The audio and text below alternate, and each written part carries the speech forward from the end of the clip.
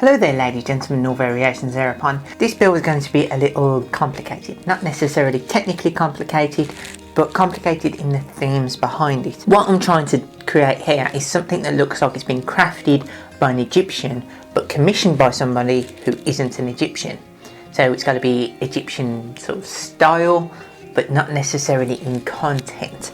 The other thing I need to consider is that the person that's supposed to have commissioned this in the story is somebody whose origins are ambiguous. So I'm going to need to create something that's going to be sort of universal, so it could have come from anywhere but then been created and crafted by an Egyptian artisan. So what I've come up with is this. It's a bird of prey, probably a falcon or an eagle, I suppose. And the reason I've gone for this is that birds tend to fly between countries, between nations, and there are eagles and falcons everywhere where you find humans in the ancient world.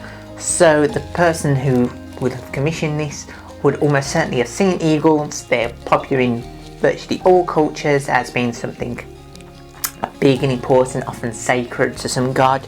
So it's very conceivable that anyone would want something that looks like an eagle. And the Egyptians themselves did craft representations of eagles. The difference between this and what an Egyptian would create though is there is no solar disc. See, most of the time when an Egyptian makes an eagle, it's something to do with Horus. So there's a solar disc over the head, or to the eye, or something like that. There's also no hieroglyphics and there's no legs to it. The reason I'm not doing legs is because that's too complicated for me to make in the Egyptian style, because they would have made it from cast gold, I believe. And I can't afford cast gold, so I'm going to make my attempt at doing something similar, but I'm going to not be able to do that for the legs. And the way this is going to be crafted is going to be that I'm going to be using this.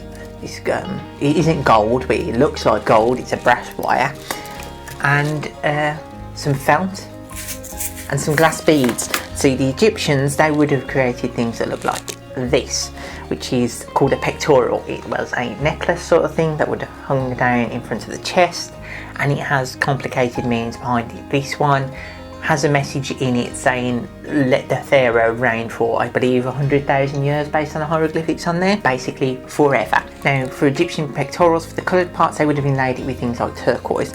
I can't afford to inlay something with turquoise, so I have these glass beads, and these glass beads are going to take the place of those coloured elements and they're going to fill in the individual feathers. So the first thing I'm going to do is take this brass wire and some round nose pliers, and I'm just going to map this to the outline that I've drawn of the eagle. So the brass wire will form the outside. What on an Egyptian pectoral would be the gold that's showing, that's around the inlay of semi-precious stones. So I need to straighten this out, line it up with the elements on the eagle, and then bend and cut so that I can map out the exact sort of shape that I want.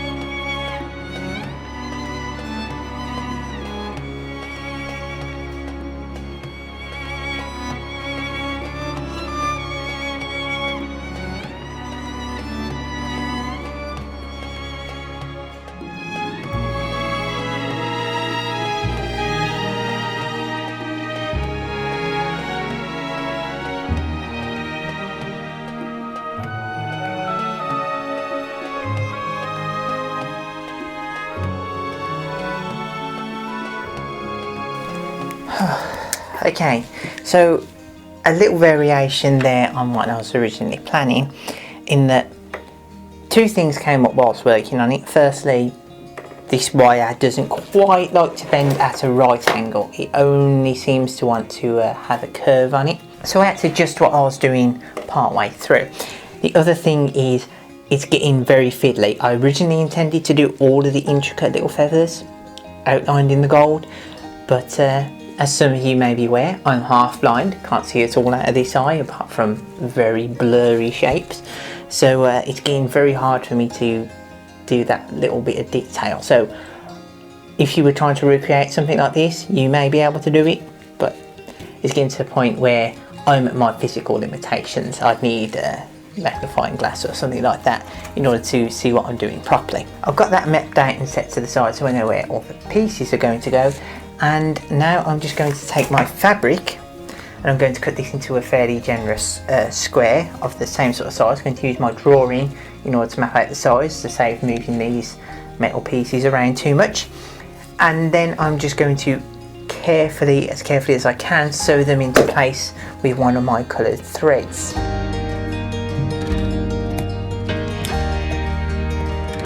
So this little square of fabric is the felt that you may recognise if you had watched my video on how to make a little felt ragdoll.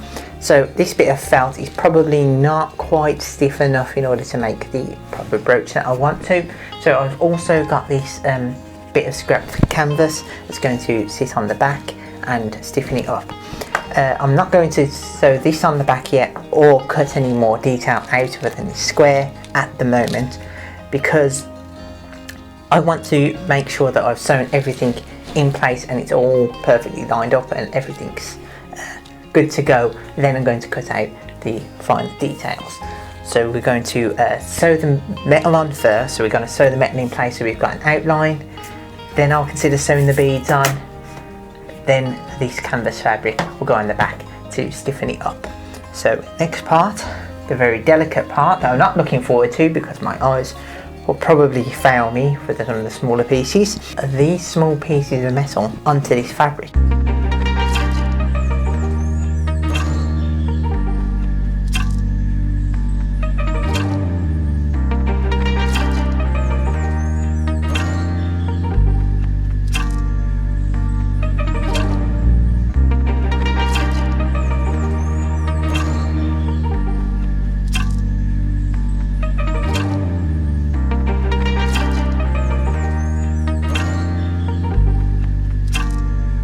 Okay, so that's turned out quite alright so far. There are a few issues with it in that the metal tends to still slide around. I could make it a little bit more stable by putting even more thread around it and trying to tie it down in more places. The only issue with doing that would be that then you'd see more of the thread, whereas and you're putting in a few pieces for each piece of metal, it's less visible. When I put all the beads and things in, it should hopefully hold everything in place a little bit better. That though is going to be a job for tomorrow because it's about 9 o'clock at night now and yeah, I haven't had anything to eat yet, so I've got to go make my dinner. 3 days later. So it's been several days since I last filmed because that's the way life is sometimes. But before I went to bed last time I filmed, I thought, let's just check the size of the holes on some of these glass beads, because while I was relatively sure that they would fit across my sewing needle, I didn't check if they were consistent in their sizing, which they are not, which has presented me with a little bit of a problem, but it's one of those problems that I can engineer my way out of and it's quite fun to solve. So let me walk you through it. So part of the issue is that whilst roughly half of these beads will fit, the needle gets wider at the far end where the eye is. So some of these beads just will not pass over that eye simply because of how wide the needle gets. And there's no way of me really telling whether it's going to fit over that eye until I've actually got it on the needle and I'm ready to pass it through, because you know, that's at the far end. And one easy way around that is to use the sewing needle from a sewing machine. Now, the sewing needle on the sewing machine is about as wide at the widest point, so I'm not going to get any more needles on, but the hole is at the tip, so I don't have to struggle to get the beads all the way onto the needle before finding out whether it's going to actually fit all the way over. So long as it goes past that first part, I know that the bead is going to fit. The issue with doing it this way is if I put the needle then through the felt, it's going to stop. This end down here is a lot wider than the needle is, so it's going to mean that I'm going to need to push the needle through, take the string out, pull it back out, leaving the beads in place, and then sewing the next one. Now that seems like a bit of a faff, and it is, but it's going to be what I'm going to have to do, because constantly putting beads onto this needle, it's very difficult with somebody with as bad an eyesight as I have, and then only to find that the beads don't go all the way through. That's going to be even more of an issue. So what we're doing is minimising nuisance rather than solving it, really. So this is going to take a while, but hopefully I'll be able to get it done by the end of the week. You know, trying to fit in times I can actually work on this. So look forward to me trying to maintain makeup continuity from now on. Right, so after tying off one end, what I'm first going to do is get the needle in as close as I can to the metal, and then take it off this needle and try and thread it onto this one. Now that this needle is threaded, I'm going to take some of the beads of the appropriate colour, which I'm going to do these dark blue ones first at the bottom of the tail. I'm just going to push them on so they're past the end of the string. Now because these beads aren't uniform, they're all different sizes, the number I'm going to have is going to vary, but I think I'm going to try and go for 3 for the end of the tail. Okay, so we've got the thread going through the eye, through these 3 beads and then out, and then I'm just going to pass it back through. Now I don't want to go much further out than these 3 beads lined up, so we've got the 3 beads there.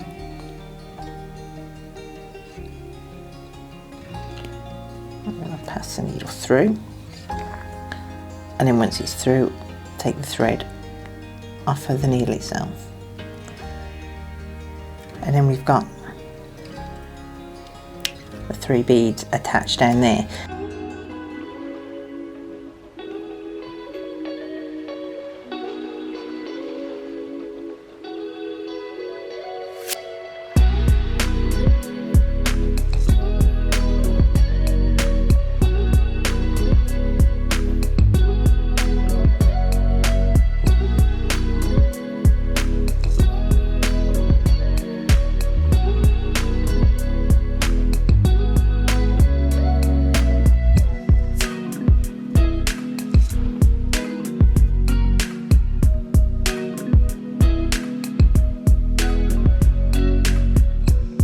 Never mind makeup continuity. Voice continuity is going to be hard enough because I got a bad cold while I was working on that. So here's where we stand. That's completed, and I've had to mix and match the colours a bit compared to what I was originally intending, because, well, let me just show you. This is the number of just yellow beads that I had to discard because they were too narrow. So for future reference, if I'm going to be ordering any beads, I need to make sure I'm ordering probably about twice as much as I will need, because half of them won't fit the needle. But now that that's all done, the next step is going to be to cut out the outside, leaving about ½ centimetre gap. So just grab me scissors. I'm just going to trim around the outside.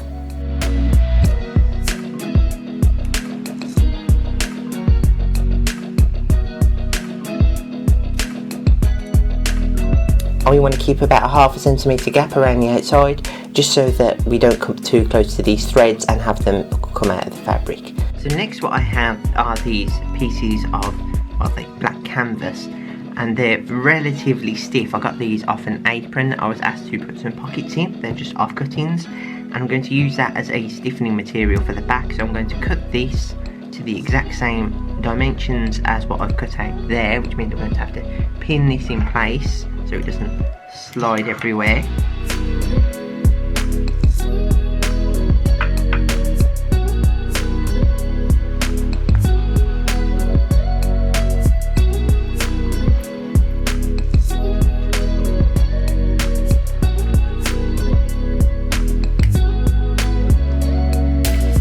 Okay, so now we've got 2 pieces of fabric of the exact same shape.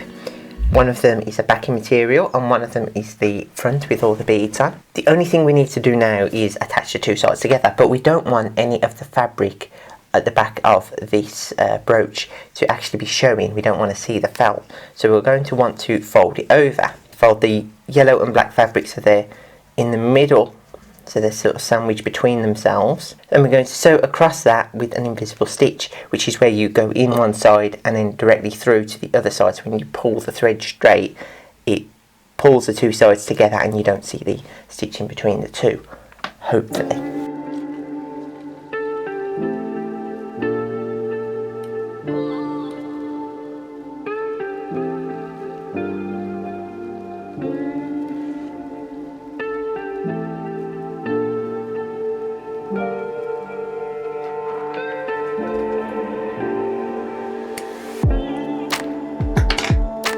And with that done now, all that's left is to sew the clasps onto the back. This is going to be used as a closure on several different garments, so I want several different clasps in different positions so that I have the option of changing the orientation of the brooch.